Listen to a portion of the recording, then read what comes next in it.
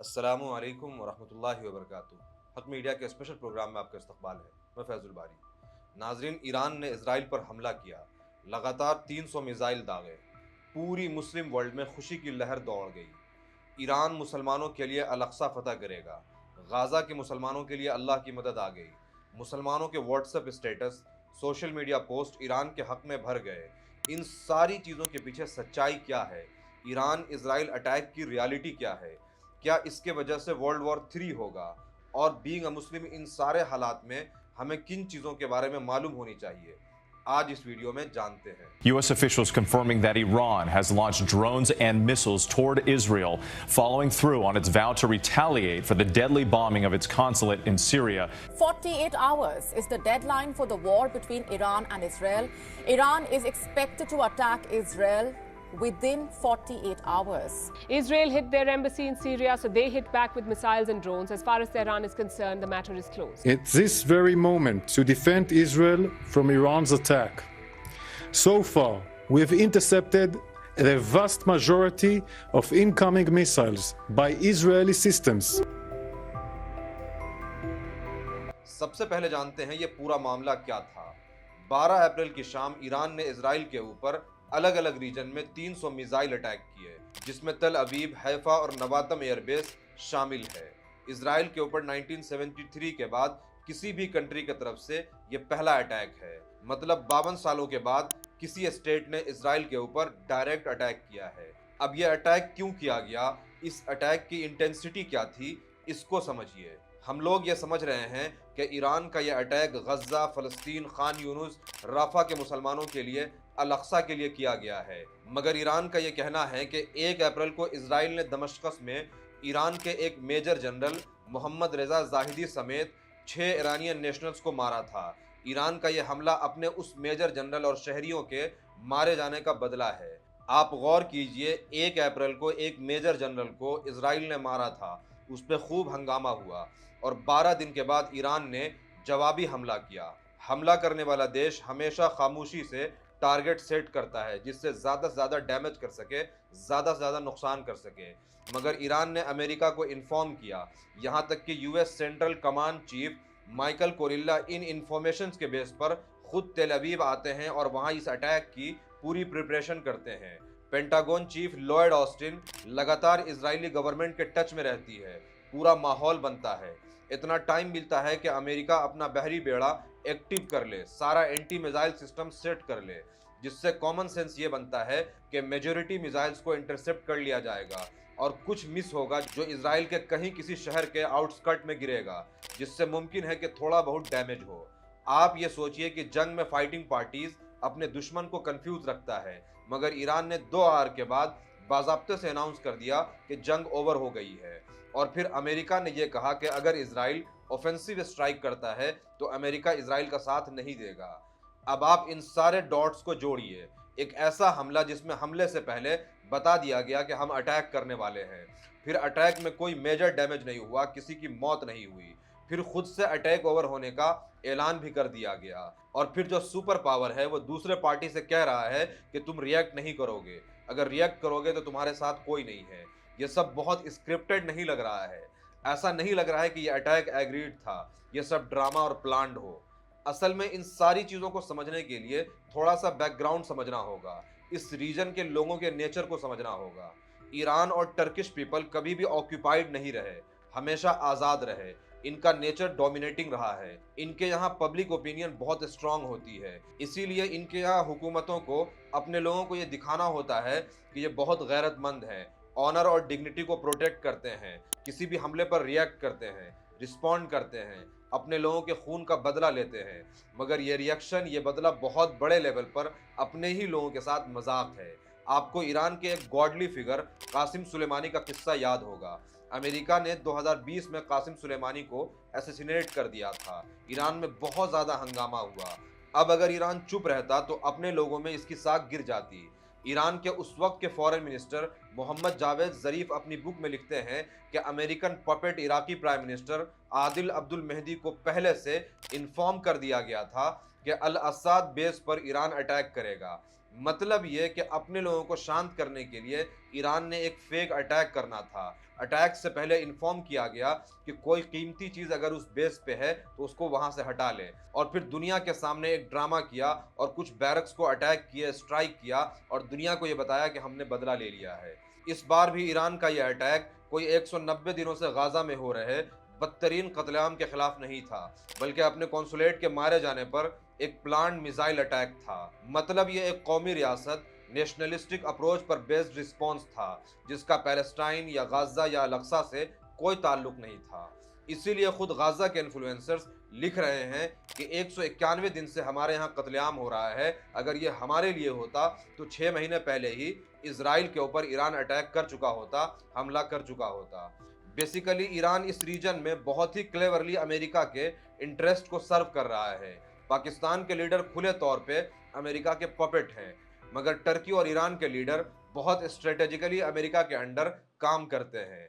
अगर आपकी थोड़ी सी जियोपॉलिटिक्स और वर्ल्ड पॉलिटिक्स पर नजर हो तो आपको याद होगा कि इराक के ऊपर अमेरिका के ऑक्यूपेशन में ईरान का सबसे इंपॉर्टेंट रोल था। सीरिया के अंदर 6 लाख मासूम मुसलमानों के मौत का ईरान अकेले जिम्मेदार है, जिसने बशर अल-असद के साथ मिलकर के वहां के आम मुसलमानों के ऊपर बदतरीन जुल्म किया और खौफनाक कत्लेआम मचाया। जब अफगानिस्तान पर अमेरिका ने इलीगल ऑक्यूपेशन किया तो एक तरफ पाकिस्तान खुल करके अमेरिका को सपोर्ट कर रहा था, वहीं दूसरे साइड अफगानिस्तान में लड़ने वाले मुजाहिदीन की सेकंड सबसे ज्यादा अरेस्टिंग ईरान में हुई थी, जिन्हें बाद में अमेरिका सौंप दिया जाता था। आप ये समझ लें कि ईरान इस रीजन में स्ट्रेटेजिक मामलात में अमेरिका के साथ चलता है। वहीं दूसरे साइड अमेरिका स्ट्रेटेजिकली ईरान को लिमिटेड स्केल पर अपने रेपुटेशन को बचाने के लिए, अपने लोगों को कंफ्यूज रखने के लिए रिएक्ट और रिस्पॉन्ड करना अलाउ करता है। वहीं अमेरिका दुनिया को दिखाने के लिए हार्श बयान और सैंक्शंस लगा करके कैलकुलेटेड रिस्ट्रिक्शंस के साथ ईरान को कंट्रोल करता है। मिडिल ईस्ट में जो सऊदी और ईरान का झगड़ा है उसमें भी अमेरिका के लिए ईरान एक बहुत ही इंपॉर्टेंट रोल प्ले करता है।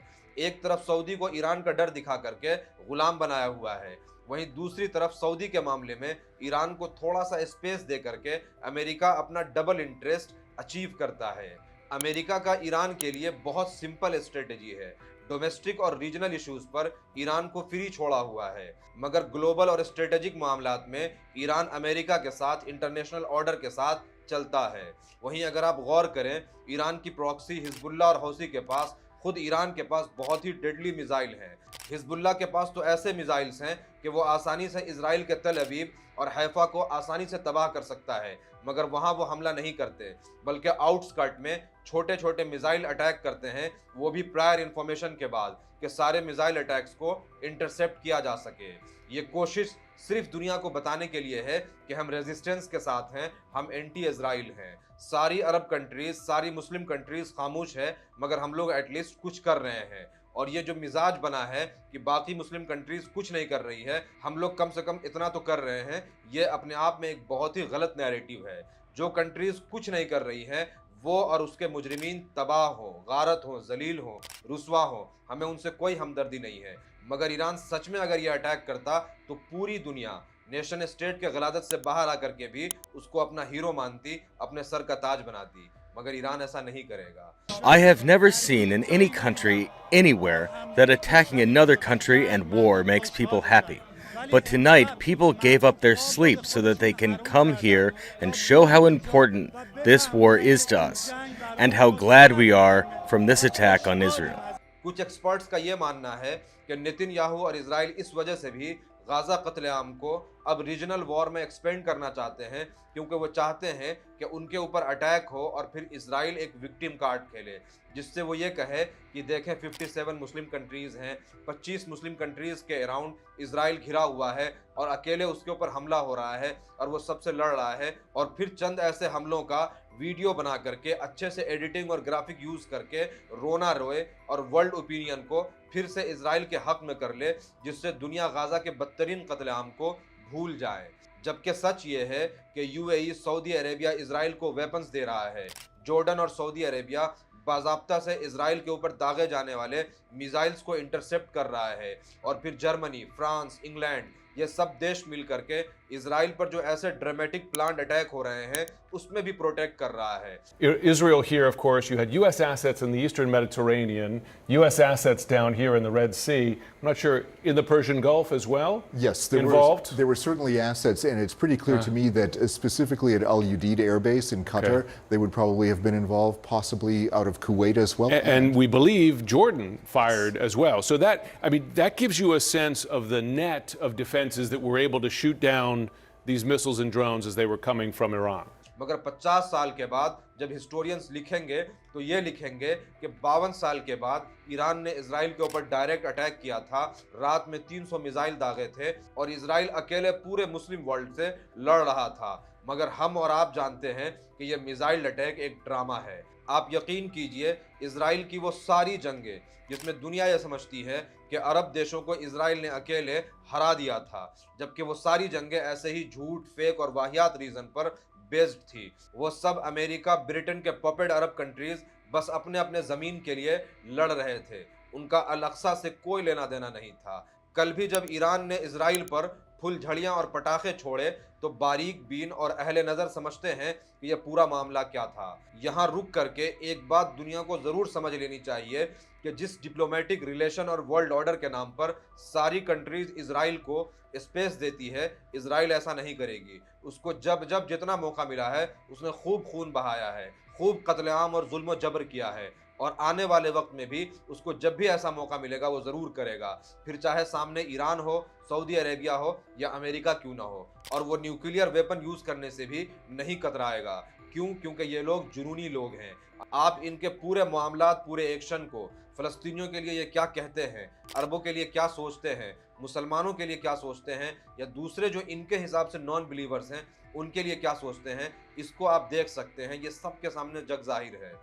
उम्मीद करता हूँ इस पूरे सिनेरियो में आपको अच्छे से चीज़ें समझ में आई होगी कि कौन किसके तरफ है और गाज़ा के मुसलमानों के साथ वाकई कोई है भी या नहीं। उम्मीद करता हूँ ये वीडियो आपको इन्फॉर्मेटिव लगी होगी। इसको ज़्यादा से ज़्यादा शेयर करें, कमेंट में ज़रूर बताएं कि वीडियो आपको कैसा लगा। Thank you.